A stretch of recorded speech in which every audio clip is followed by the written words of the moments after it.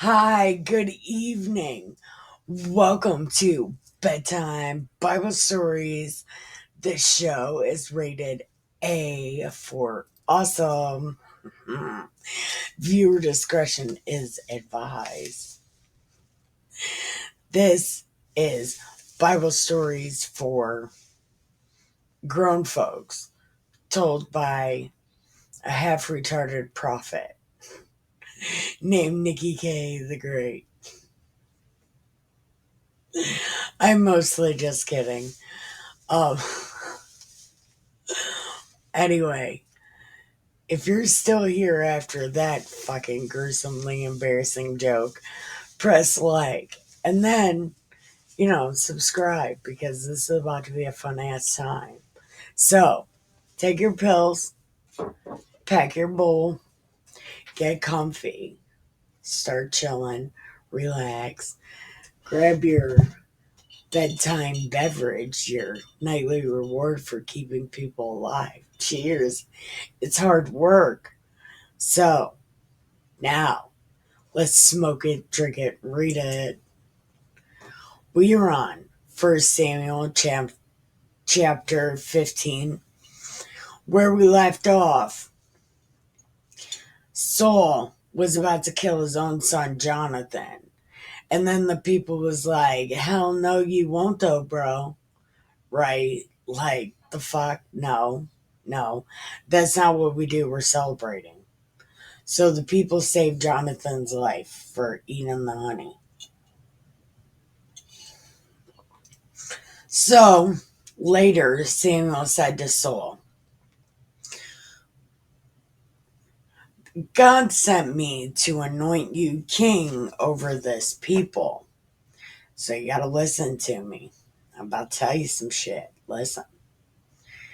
God said, I will punish the Amalekites for what they did in opposing the Israelites when they came out of Egypt.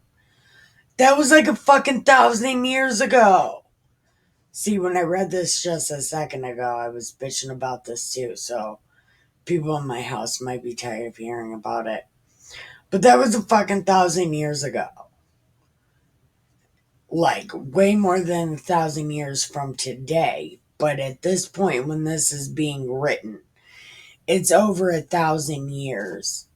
So these people are supposed to remember what happened 1,000 years ago. Man. Now, go and attack Amalek and utterly destroy all they have. Do not spare them, but kill them all, man, woman, child, infant, ox, sheep, camel, and donkey. So, Saul numbered everyone.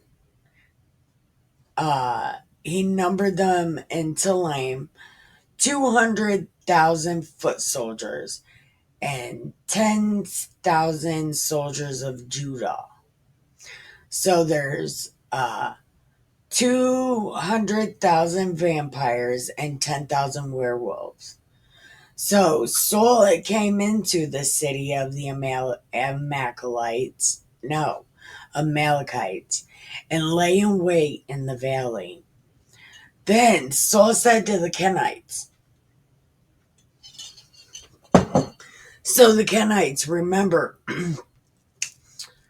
that's supposed to be Moses's people, because one of the dudes that claims to be his dad is a Kenite. But it says, go, leave, withdraw from among the Amalekites, or I will destroy you with them. You showed kindness to all the people when they came up out of Egypt. So the Kenites withdrew from the Amalekites. Saul defeated the Amalekites from Havilah as far as Shur, which is east of Egypt. He took King Agag of the Amalekites. He took him alive, but destroyed all the people with the edge of the sword. Saul and the people spared Agag the best of the sheep, cattle, the fatlings, and the lambs, all that was valuable, and would not utterly destroy them. All that was despised and worthless, they utterly destroyed. See, Jews got this problem though, for real. Jews don't know how to quit. They don't know how to stop. So the word of the Lord came to Samuel. He said, I regret I made Saul king, for he has turned back from following me and has not carried out my commands. Samuel was angry and he cried to the Lord all night. Samuel rose early in the morning to meet Saul, and Samuel was told Saul went to Carmel. There he set up a monument for himself, and on returning he passed down on Gilgal. When Samuel came to Saul, Saul said, May you be blessed by the Lord. I have carried out the command of the Lord. And Samuel said, The fuck are you talking about, dude? You think I can't hear? You didn't come here with sheep, but all of a sudden you have sheep. Bitch pie. Right. And then Saul said, I took them, for the people spared the best, right, to sacrifice to the Lord, your God. See, what is this? What is this? Isn't it supposed to be our God? And we sacrifice to the Lord, your God. He's your God too, asshole. Anyway. But everything else we utterly destroyed. And then Samuel said, Shut the fuck up. Why are you talking? Why are you allowed to breathe my air, dude? Shut up. Shut up. Because what God say? Did God say, save only some? Only the expensive ones. As a matter of fact, I'm sure God said, don't be a Jew. That's what he said.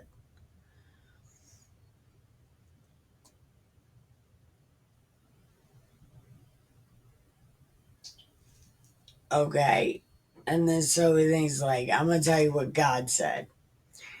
And Saul was like, and then Samuel said, Though you are little in your own eyes, are you not the head of the tribes of Israel? The Lord anointed you king, right? And the Lord sent you on a mission. He said, Utterly destroy these motherfuckers. Fight against them until they are consumed. Didn't he say everything? I think he said everything. I'm pretty sure he said destroy everything. Right? Then why? Why didn't you destroy everything?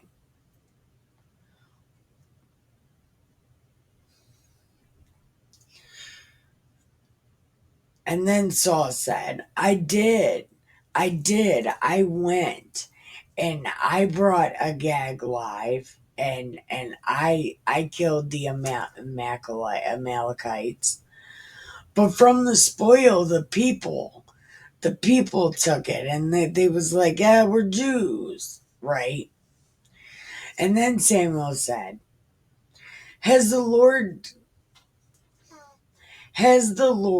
as great delight has the Lord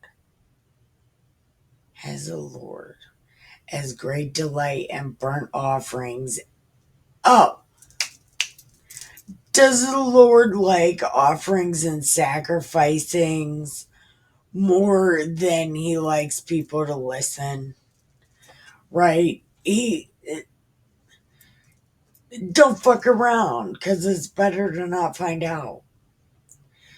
For rebellion is no less a sin than divination and stubbornness. is like iniquity and idolatry. That's a ghost song. Because you have rejected the word of the Lord, he has rejected you from being king. And then Saul was like, I have sinned. I have transgressed. I didn't listen to what God said because I was scared of the people. I'm like Aaron. Aaron was scared of the people. He lived for a long time. He got to see stuff. Now, therefore, pardon me and return with me so I may worship the Lord. And then Samuel said, I'm not going with you. I'm not going with you. I'm God's friend, dude. I was his friend first. Listen. Listen. You told God no, and then God said, you're not king. That's how that went. As Samuel's turned to go away, Saul caught hold of the hem of his robe, and it tore. And Samuel said, the Lord has torn the kingdom of Israel from you this very day, and has given it to a neighbor of yours, who is better than you.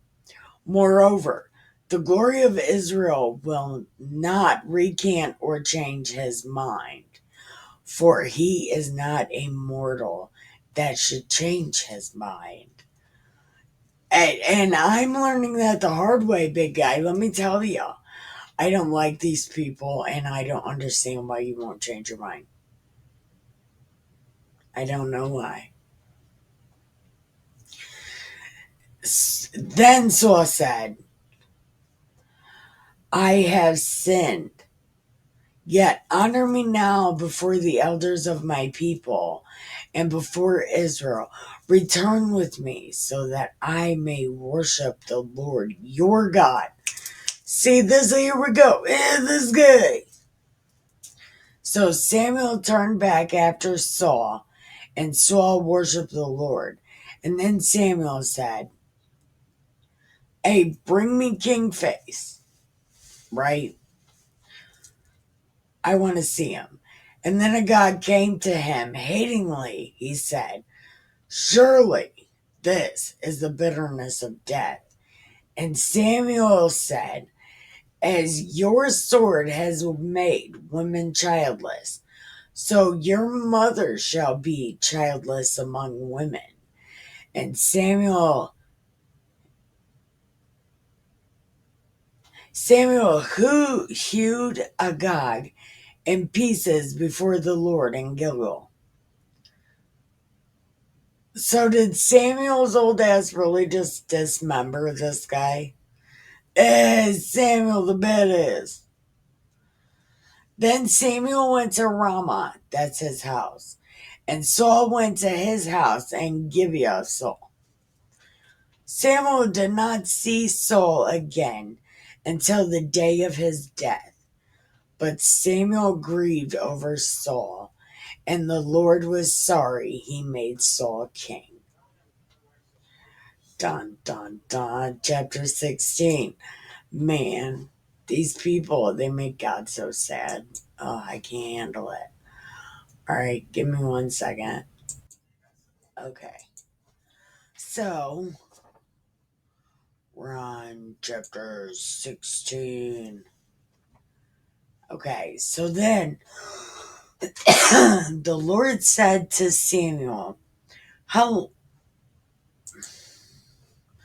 long will you grieve over Saul? I have rejected him from being king over Israel. Fill your horn with oil and set out. I will send you to Jesse the Bethlehemite, for I have provided for myself a king among his sons. Yeah, because fuck yeah. And Samuel said, what if Saul hears about it? Dude's gonna kill me. And God said, Take a cow with you and tell them that you're going to sacrifice. Invite Jesse, and I will show you what to do, and you will anoint for me who I tell you. So Samuel did, and he came to Bethlehem. See, this is some snake shit. This is how you know, these are bad Jews. They came to him and they was scared as fuck, and they was like, are we in trouble? That's how you know you're in trouble. That's how you know you're in trouble. You shouldn't do things that you have to say, am I in trouble? You shouldn't do things.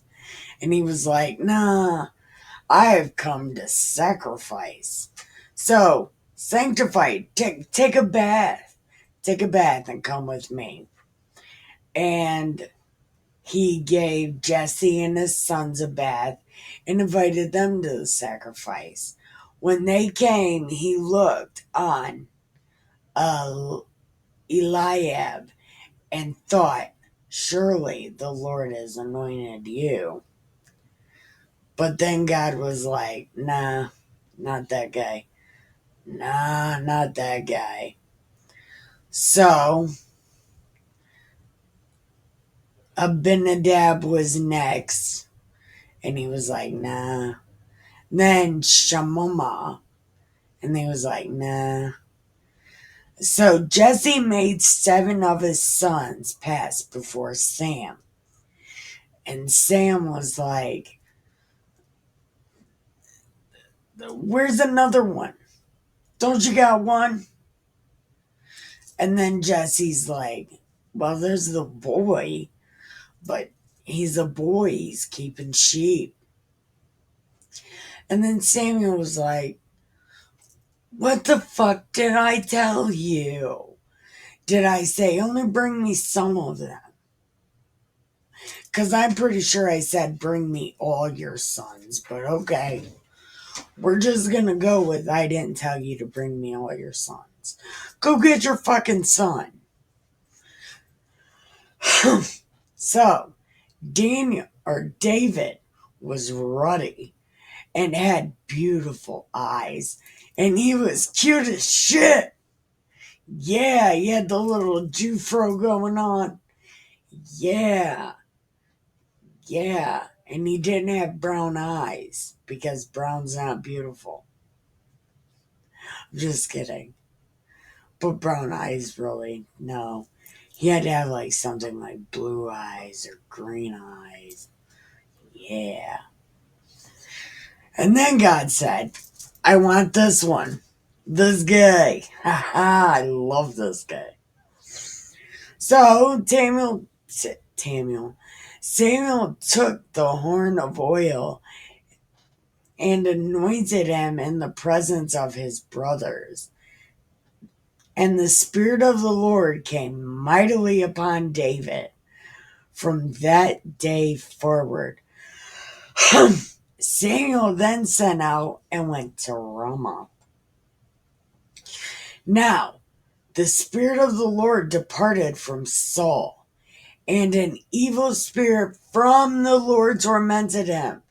Yes, I've been saying this. God's got evil in him too. And he gave it to Saul. So it must be the fucking most terriblest kind of evil.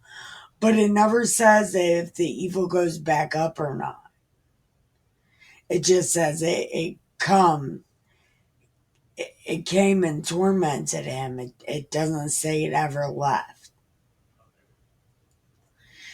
And Saul's servants said, see, an evil spirit from God is tormenting you. Let our Lord now command the servants who attend you to look for someone who is skillful to play the lyre. And when the evil spirit from God is upon you, he will play it and you will feel better. So Saul said to his servants, "All right, get me somebody." One of the young men answered and said, "I saw the son of Jesse, who is skillful in playing, a man of valor, a warrior, prudent in speech, a man of good presence, and the Lord is with him." So Saul sent messengers to Jesse and send me your son who is with the sheep. So Jesse took a donkey loaded with bread, wine, and a kid, and sent them by David to his sent them and David to Saul. And David came to Saul and entered his service. Saul loved him greatly, and he became his armor bearer. Saul sent to Jesse, saying, "Let David remain in my servant's service, for he is one cool ass dude." And whenever the Spirit of God came upon Saul, David took the lyre and played it with his hand, and Saul's soul would be relieved and feel better, and then devil be gone.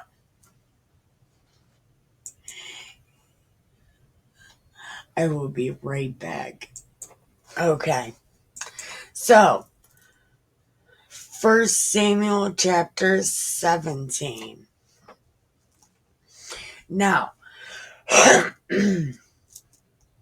the Philistines gathered together their armies for battle. They were gathered at Soko, Soko, Soko,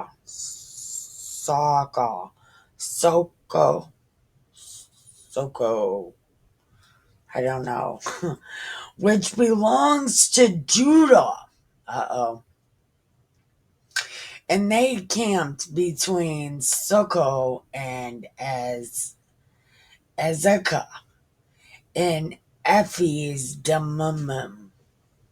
Saul and the Israelites gathered and encamped in the valley of Elah and formed ranks against the Philistines. So one was on one side and the other was on the other side, and then there was Wadi in the middle.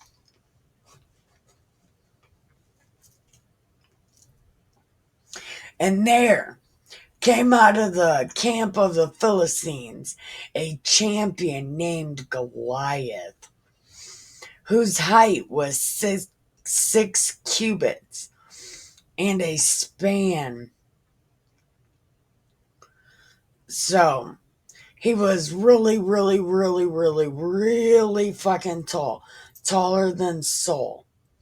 He had a helmet of bronze on his head, and he was armed with a coat of mail. The weight of the coat was 5,000 shekels of bronze. And he had greaves of bronze on his legs, and a javelin of bronze slung between his shoulders. On the shaft of his spear, like a weaver's beam, and his spear's head was 600 shekels of iron, and his shield bearer went before him. He stood and shouted to the ranks of Israel, "You guys are fucking bitches! You're bitches! I am not a Philistine. How are you not servants of Saul? Choose a man for yourselves and let him come fight. If he is able to fight and kill me, then we will be your servants.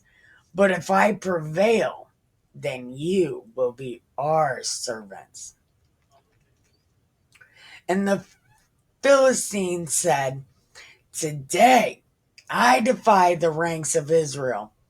Give me a man and we'll fight. Fuck you. I'll kill that guy. When Saul and all of Israel heard these words of the Philistine, they were dismayed and greatly afraid. Okay. Now David was the son of an Ephraim of Bethlehem in Judah, named Jesse, who had 8 sons. In the days of Saul, the man was already old and advanced. In the days of Saul, the man was already old and advanced in years. The 3 eldest sons of Jesse followed Saul to the battle. The name of these 3 were Eliab, Abinadab, and Shemaiah. I think this Abinadab becomes important, but I don't exactly remember. David was the youngest of the 3. No, David was the youngest. The 3 eldest followed Saul. But David went back and forth from Saul to feed his father's sheep at Bethlehem. For 40 days, the Philistine came forward and took his stand morning and evening. So this dude was steady talking shit night and day. And Jesse said, David, go take these guys some food. Go take them some food. Go. And then take cheese and shit for everybody else. Go ahead. Now Saul and they, and all the men of Israel, but who's they? Okay.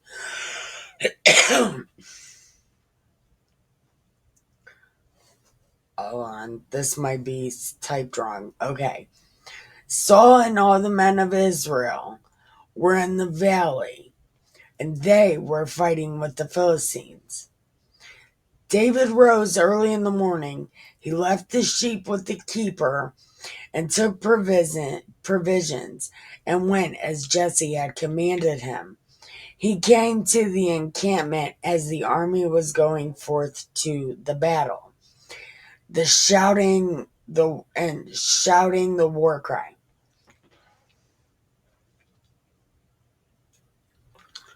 Israel and the Philistines drew up for battle, army against army.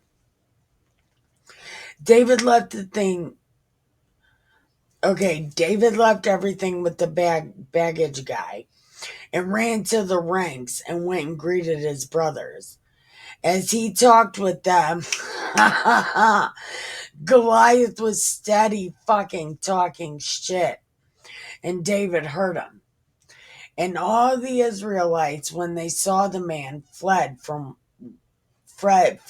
him and were very much afraid. And the Israelites were like, have you seen this man? Oh, he's come to kill us all. Yep, he's come to kill us all. And then David said, who the fuck is this guy? Who cares? This guy. He don't even know how to have a clean pecker. Fuck this guy. Man with his dirty yeast infection penis. Man, fuck this guy. And then the people were like, well, whoever kills them, we won't even have to worry about it, because fuck these guys. We're going to cut their dicks off anyway.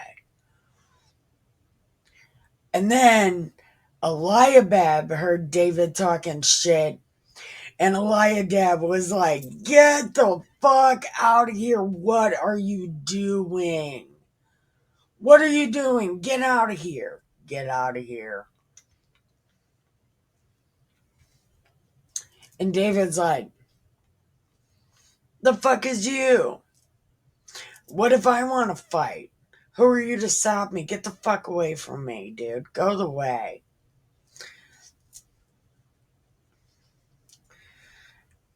And He turned away from him and toward another and said, I can fight, right? And then the words that David spoke were heard, and they told Saul. And Saul was like, oh, what? And then David's like, let no one's heart fail because of him. I'll go and fucking fight him. And Saul said, the fuck you are. No, you're not. No, as a matter of fact, you're not. And David was like, I kill lions, man. I'm not scared of this guy. I kill bigger things than him for breakfast. I'm not scared of this guy. And Saul's like, no, no, no, no, no, no, no. And then David said, the Lord who saved me from the paw of the lion and the bear will save me from this little dick peckerhead. I'm not scared of this guy. So Saul said, fine, take my armor. Take my armor, okay, and go fight. So David put on Saul's armor and, well, right, it didn't fit. So he took him off.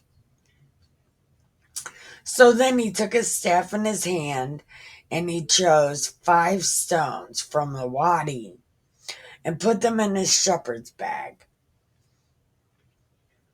His sling was in his hand and he drew near this guy. He drew near him and he was ready. And the Philistine came and was like laughing at David. Right. And he was mostly jealous because, David is a little pretty motherfucker. And the Philistine said, am I a dog that you have come to me with sticks? Really? Goddamn you all the way, dude. Fuck you. Right? And then he was like, come to me and I will give your flesh to birds and wild animals. And then David's like, you come to me with a sword, a spear, and a javelin. But I come to you in the name of the Lord, whom you defile, right? This very day the Lord will deliver you into my hand, and I will strike you down and cut off your head. And I will give the dead bodies of the Philistine army this very day to the birds and the animals. And all the earth will know that there is a God in Israel. And all that assembly may know that the Lord does not save by sword and spear, for the battle is the Lord's, and he will give it into our hand. When the Philistine drew near to meet David, David ran quickly toward the battle to meet the Philistine. David put his hand in his bag and took out the stone and slung it and struck the Philistine on his forehead. The stone sank into his forehead and he fell face down on the ground. So David prevailed over the Philistine with a sling and a stone, striking down the Philistine and killing him. There was no sword in David's hand. Then he ran and stood over the Philistine. He grasped his sword, drew it out of its sheath, and killed him, cut off his head with it. When the Philistines saw that their champion was dead, they fled. The troops of Israel and okay, so the vampires and the werewolves rose up with a shout and pursued the Philistines as far as Gath and the gates of Ekron, so that the wounded Philistines fell on the way from Sha'aram as far as Gath and Ekron. The Israelites came back from chasing the Philistines, and they plundered their camp. David took the head of the Philistine and brought it to Jerusalem. He put his armor in his tent. When Saul saw David go out against the Philistine, he said to Abner, "Whose son is this man? How do you not know who that is?" See, this is why I don't know. Why doesn't Saul know who he is? Okay. And Abner's like, I don't know who this guy is. And the king said, find out. On David's return from killing the Philistine, Abner took him and brought him before Saul with the head of the Philistine in his hand. But I thought it was in Jerusalem. But okay. Saul said to him, "Whose son are you, young man?" And David said, "I'm the dude that plays your guitar." Why didn't he say that? Instead, he's like, I'm Jesse's son. Like I play the guitar for you every day. See, I don't get it. I don't get it. Oh my god. Okay. So tomorrow morning we're getting to the controversial part. And again, I'm the only one that makes it controversial, I think, because I've never heard anybody else say the things I'm about to say tomorrow morning. Anyway, thank you for watching. I love you and have the sweetest dreams. Oh, press like, please. Make sure you press like on the YouTube. Press like and comment. I don't know what you're going to comment, but comment hi or something. Anyway, thank you for watching. I love you and have the sweetest dreams ever.